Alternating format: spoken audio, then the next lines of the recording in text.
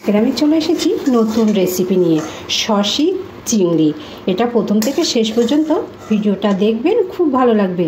আর ভালো লাগলে চ্যানেলটিকে সাবস্ক্রাইব করতে ভুলবেন না। চিংড়ি মাছগুলো ভালো করে খোসা ছাড়িয়ে ভালো করে ধুয়ে পরিষ্কার করে নিয়েছি।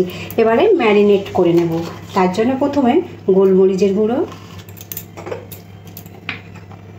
স্বাদ অনুযায়ী নুন, ময়দা 2 টেবিল চামচ,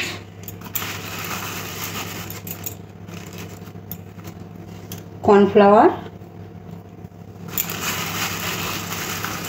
আর একটু দিয়ে দিলাম, তার সাথে একটা ডিম ফাটিয়ে দেব। এবারে চিংড়ি মাছটা খুব ভালো করে মিশিয়ে নিতে হবে।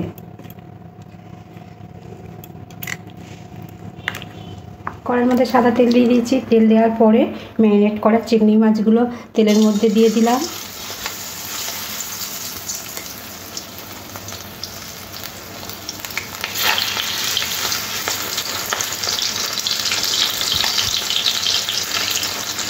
চিংড়ি মাছগুলো গোল্ডেন কালার করে ভেজে নিতে হবে।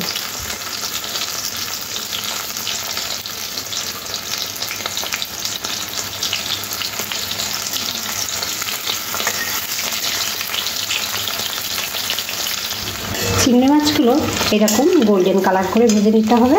এগুলো উঠিয়ে নেব।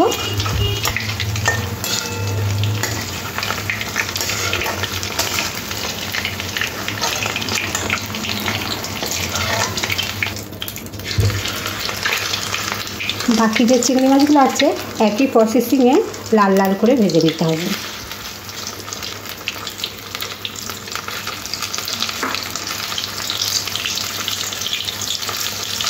যে চিংড়ি মাছটা ছিল সেটাও এরকম দেখুন লাল করে ভেজে নিয়েছি। এবারে উঠিয়ে নেব।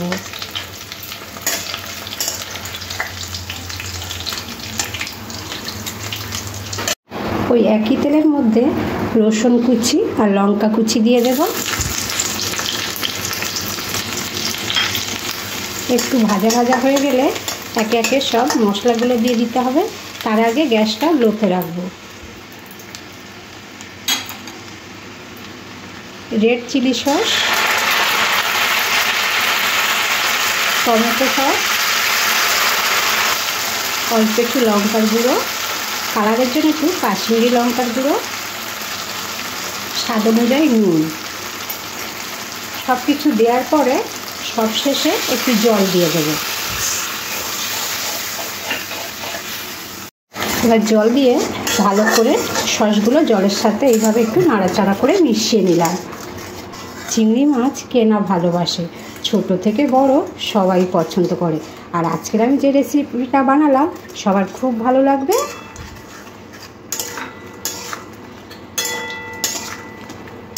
চিংড়ি মাছগুলো এই সসের মধ্যে এইভাবে মিশিয়ে নিতে হবে। কম সময়ের মধ্যে দারুণ মুখরোচক একটা রেসিপি বানিয়ে নিলাম, শশি চিংড়ি। শশি চিংড়িটা এটা খুব ভালো লাগে খেতে। একবার হলেও বাড়িতে বানিয়ে দেখতে পারেন।